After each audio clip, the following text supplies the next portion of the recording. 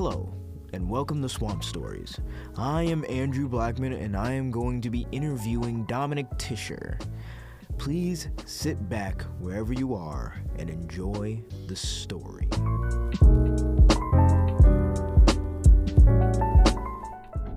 What is one thing that you would say is great about West Bloomfield High School? The age-old question. It's a very friendly and inclusive school. I don't think I've ever really seen any bullying. Like, I've seen people like mess around and stuff as friends, but nothing like serious, you know? Yeah, I could definitely get that.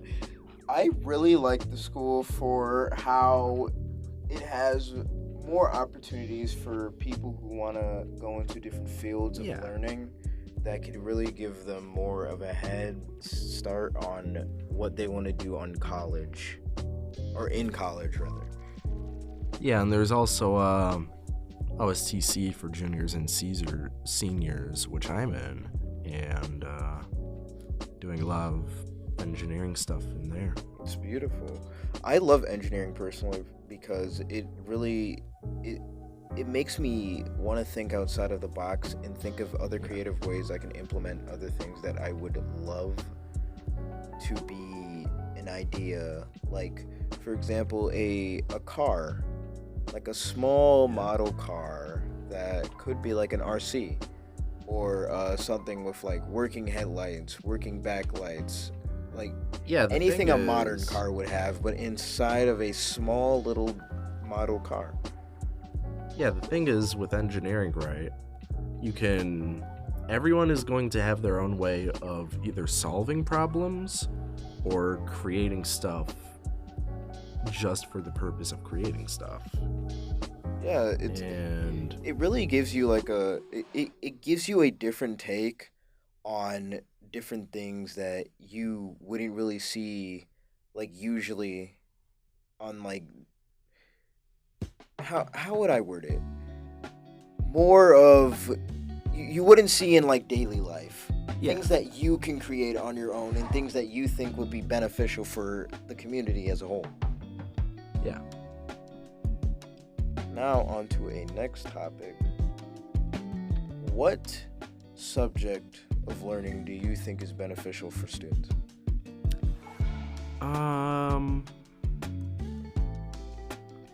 I would say that math is definitely important.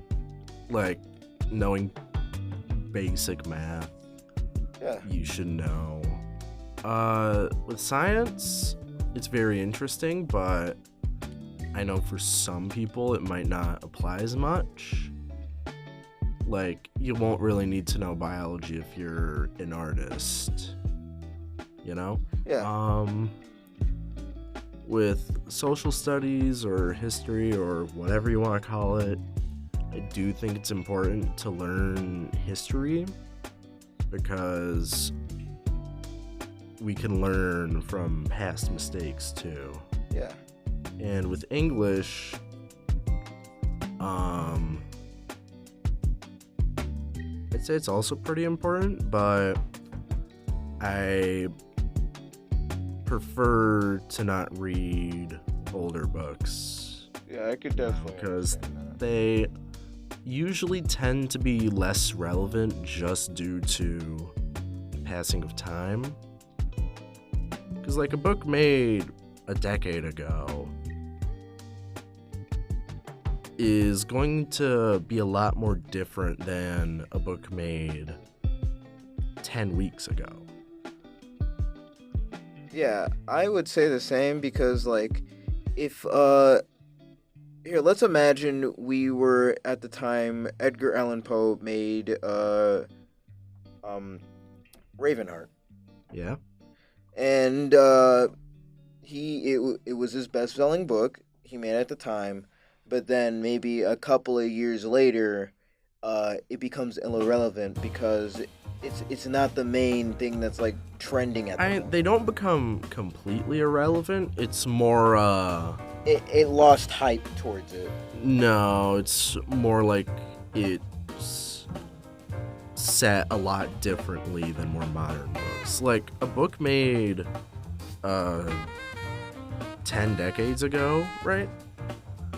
That book feels like something that would fit more in a history class or a history English combination than just English. Because I feel like with English, most of what we read for English is a lot of older books. Yeah. But I'm just like talking about like we should have like just in the time period because like for example, the Cybertruck. We just recently got the Cybertruck and everyone's like buying it for some reason. And it's like the biggest hype. Yeah, I don't know why people are buying I it. really don't know why. It's like a brick of tungsten. Yeah, but like I think that English classes should include newer books too, instead of doing the same curriculum that was done. So it can have like decades. variety. Yeah. Instead of just having a set one topic. Because it feels like we're only learning the same old lessons from decades ago. Yeah, even like people before us knew it. And I can get that some teachers do new curriculum for different books, and they will have different books, but it's really set on the teacher. Yeah. Instead of like it just being I a like, school thing. With like, regular English classes, they almost always have mostly really old books, but like this year I'm taking multicultural literature, which is pretty much all newer books made in the past like decade or two. They're very recent and very applicable to today's world. Yeah, because it gives you like an insight of like what is going on in the real world and what is relevant. Yeah, because, like, and I actually enjoy that class a lot because it's not just the same old books that have been used since the 1980s. yeah, for like even with Animal Farm, I've even like read that previously in 8th grade, and I remember it being read to me in 9th grade. So it's kind of like it's just like, oh, I already know what this is. So the person who already knows, which it's beneficial. It's just like it's not going to be like a new experience for people that already read the book previously in a different school setting or in a different class. Because it's just going to be like teaching the same old thing all over again. And it's just going to be the same old lesson that everyone else knows, and it gets really boring. Yeah, it feels like the recycled air in an airplane. Yeah. They just keep recycling the lessons for different grade levels and different groups of students. Yeah, even for people that are just coming into the school setting. I mean, I get it. Some people might have not read the book before, and that's good for those kind of people. But it's like, if it's something that's just like the same exact thing that you know has been already taught in a different school setting, and other people are just bringing it over, and it's being taught in every single school that you know there is, like in Detroit public schools, they teach that same book for all English classes. It gets boring after a while, because like, what if someone transfers from one different Detroit school to another one, and they just teach the same thing all over again? Yeah. It's gonna get boring. They do still have important lessons. Like, when I was in, I believe 6th grade, my dad handed me a copy of Animal Farm from the library and told me to read it. And at the time, I wasn't really interested in it, so I mostly just skipped over it. But, they do still have important lessons that should be taught. Yeah. It's just that it shouldn't be all that we learn. We should have a nice variety. Yeah, like, I'm just talking about general English classes. Like, if you're taking a specific class for the older books, you should be able to read them. But I feel like with the standard English classes, they should have a variety. It would really make it more of an enjoyable experience for some people that really like English, instead of just having the classes just for points, because it really makes them want to do more English related things, because some people nowadays, they don't really know how to read or write really well, because the class isn't really giving them enjoyable fundamentals. Yeah, it's not engaging them. Yeah. With multicultural lit and the newer stories and books that we read, I actually feel interested. And usually I would get B's and C's in English, right? Because it felt super boring and was honestly pretty forgettable. When I got home, I would forget to do homework and stuff. But with my class and the newer books, it actually makes you want to take the initiative. Yeah, makes me want to do the stuff. Yeah, that makes it more of an ideal strategy for more schools to do newer things, instead of just reusing the same recycled material that's been passed down over generations, from grandfather to grandfather to grandkids to everything else. And it makes it more of an enjoyable experience for people that are now just trying to get into literature. Yeah, it's a lot easier to get into a book when it's made by people only a little bit older than you. It's a lot easier to get into a book when that book is closer to your age. Yeah, plus it can be also relatable, and it can give people with limited imagination more of a creative outside the box thinking of how, hey, maybe this could be me, this sounds like me, and I can relate to this character, and it makes sense that, hey, I really like this, and they give me a morality or a sense to do more in my life. Yeah. If they're the person's really depressed that they're trying to get out of it, and maybe the person reading it kind of feels the same way, and they're maybe I should do a little bit more and try and get some help or something like that. It can really be influential for some people that are actually looking to see help and get away from something that is really bothering them, because between video games, drawing, writing, reading, and whatever else that gets people off of stressful situations, it can give people a literal scapegoat. Yeah, it can give them life. an escape from tough situations, normal life stuff. Yeah. And with old books, they tend to talk about old problems that have been already have solved. Been generational problems.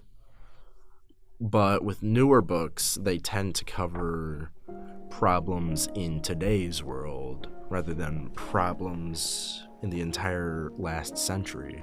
Yeah, it's how World War II had... It was a problem. World War II was a problem. Yeah. And if we brought up World War II problems and nowadays, it's why are we bringing up the same problem? It's already been fixed. There's nothing to go back to, because you already got Germany's kind of fine, Japan's fine, China's fine, America's fine, everything's fine right now. You got a couple of wars somewhere else, but it's not really a general world war problem. Yeah, the world isn't fully involved. Yeah. At least not yet. And with the world wars, they impacted everyone, and it wasn't just caused one problems thing on our economies too. Yeah, it has been impactful for even today's lifestyle. Yeah, and right the now. impact that the world wars had decades ago is going to be different than the impact of potentially a new world war. It would be a lot more different. Yeah, you still can use reuse strategies from that for the new world wars, but it has to be something newer and more advanced than what you had back then, because you can't just use a 1940s somewhat Jeep, like military Jeep, and go around trying to Well, save that's your butt. more technology related stuff. Yeah. Even what like I'm weapons saying back is then. like you can't use Roman military tactics in a fighter jet, for example. Yeah, or you can't use the line method that the redcoats had Yeah. during cuz you're going to get shot instantly. Because stuff changes. Yeah. It's not always going to be the same. So we need to be able to learn about problems with new stuff rather than learning about problems with old stuff that has very little impact nowadays. It really gives you like a more like it gives you a different take on what you could do to change something instead of just reusing something else that really wouldn't work in a stance that it's already been done before and we already see the results of it. So we can do better and we can do something more than what we've already done in the past. Because just doing the exact same thing and knowing the outcome of it is just like redundant and it's not going to do anything to like benefit anyone. So that's pretty much like the gist of it. Just do something newer that people will really get interested in instead of just like continuing to do the exact same boring shenanigans that'll just get people all asleep. And that's what teachers are worried about. They're people just sleeping in class and they're wondering why. Well, why are you sleeping? Why are you not interested? Because you're doing something that don't appeal to their interest. Yeah, when you're learning about old problems with old books, usually if a book is in an English class, it's because its impact or its problems that goes over is still relevant today in some way. Yeah. But the relevance of that book, it's not going to be as relevant as a newer book that covers the same problems, or even a newer book that covers completely different problems. I feel like it's really good to have these conversations because it really makes people think, like, for example, a person listening on this and they're listening right now, they could really just be thinking in their mind, hey, I could try something new. Maybe I've already had this problem. I'm going through this problem right now, and you could be going through a problem right now, and you're trying to think of something new to come up with instead of, like, doing something that you already previously done. To really get to that step of coming up with something new, you need to see the problem as it is, figure out solutions to move forward in the process, to grab a hold of something that is more refined, more rebuilt than the last. Like, for example, you could be building a skyscraper. The last skyscraper might have fell down because the supports weren't as stable as they should be. Make more supports, and then trial and error. If that doesn't work, maybe you could try a different type of support, maybe a stronger support, more supports, or even you could do a lesser amount of supports because you don't maybe need that many. It could be a multitude of factors that can actually give you a multitude of different newer answers to a problem. Yeah. And I really like the thinking of what we're going with because it really gets me to a point where I can really express ideas where it could really make me think out answers or think out something that could give other people more insight on something they may be having a problem with in the real world standard. And if we don't have this really kind of like this real reality kind of thinking and thinking outside of the box, we could be missing out on multitude of things that could be fixed. Like, we could eventually figure out the cure to cancer, or even figure out like diseases that we could stop in its path, like COVID. We can figure out how to cure COVID from the world. And cancer has sort of always been a problem. Yeah. It would probably fall under a category that would only really be mentioned or primarily be studied in English classes by older books. But with COVID, it's a lot more recent. So there wouldn't really be any older books that could properly deal with that. So having newer books means that we have newer views on both of those subjects. Yeah, and I really like that. It's not just technology that has changed over the years, it's also been people. People have changed over the decades. Because if you go to America in like the 20s, they will have very different views than we will.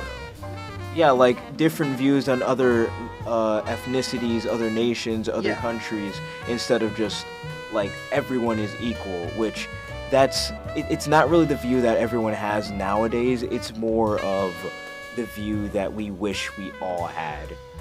Yeah, it's more of a view that we wish we could all have, but it's something that not everyone agrees with. Because in today's world, that is sort of hard to obtain when there's still wars going around and stuff like that. Yeah, because everyone has their own like different and constantly changing views, and it's not always going to be the same, and that's how conflicts arise, because we can't really agree on the exact same thing.